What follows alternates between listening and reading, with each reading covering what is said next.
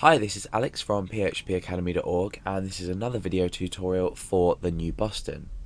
Now in this video we're going to go through some basic setup and then some code in order to detect the user's browser.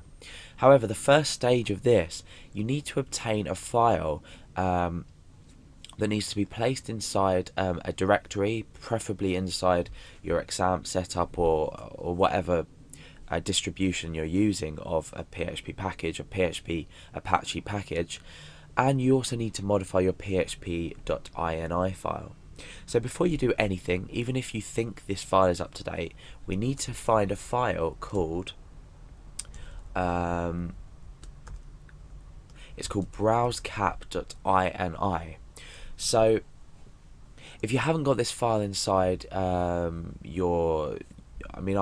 I'm in XAMPP here, and then in PHP, you need to have this file somewhere existing. So you can re-download it. If you Google for it, you'll be able to find it at somewhere available to download. Just make sure it's the file for PHP and not for PHP. Yeah. So, okay, once you've obtained this file, copy it over to a directory that you can access, and you can specify it in your php.ini file.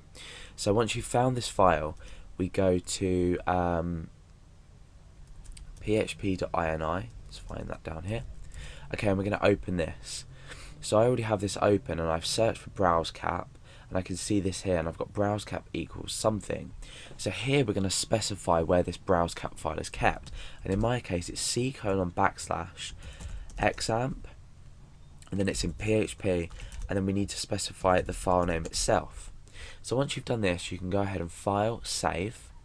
Now what we need to do is we're going to open up our control panel for XAMPP, and I'm going to stop our Apache service. So I'm going to click stop.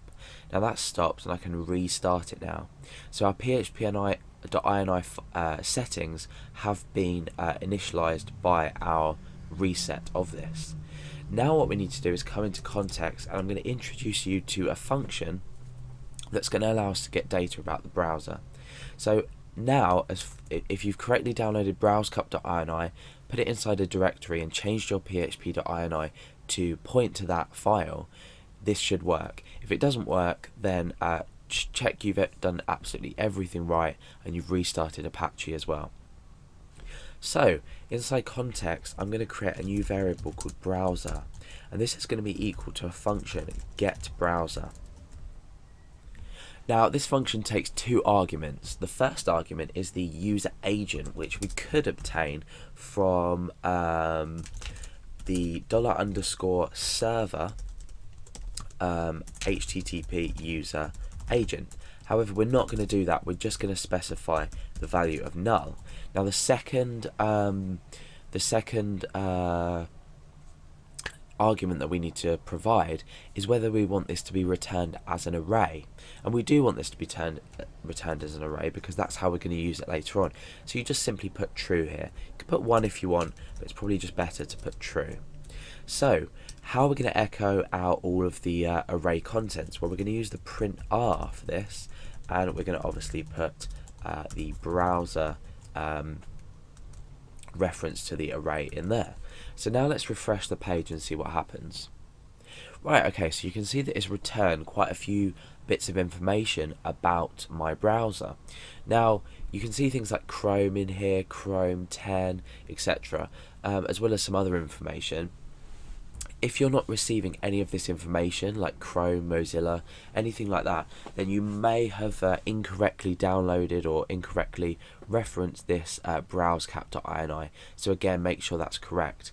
You may just see sort of star under this browser name regex or something. So if you have the following information in front of you, you will be good to proceed.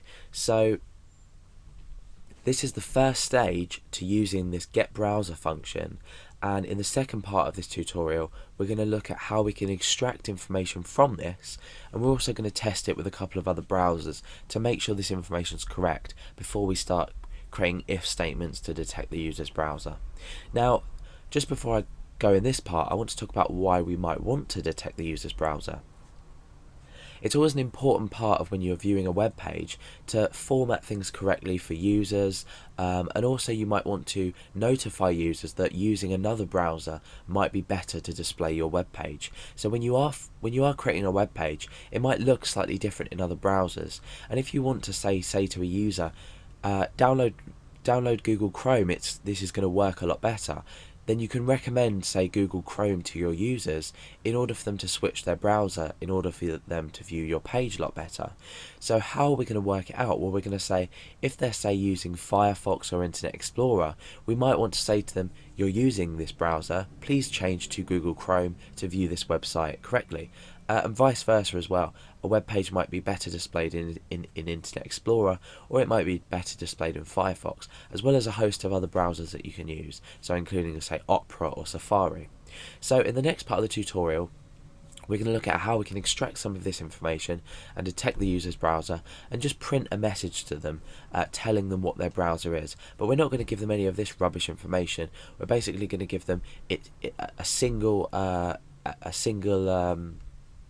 string. So we're going to give them Chrome or Firefox or Mozilla or Internet Explorer. Do you know what I mean? Something like that. So we're not going to be giving them Chrome 10.0 or Chrome with the platform or Chrome like this. We're just going to give it in lowercase, and we're going to use some of this information to detect what browser the user might be using.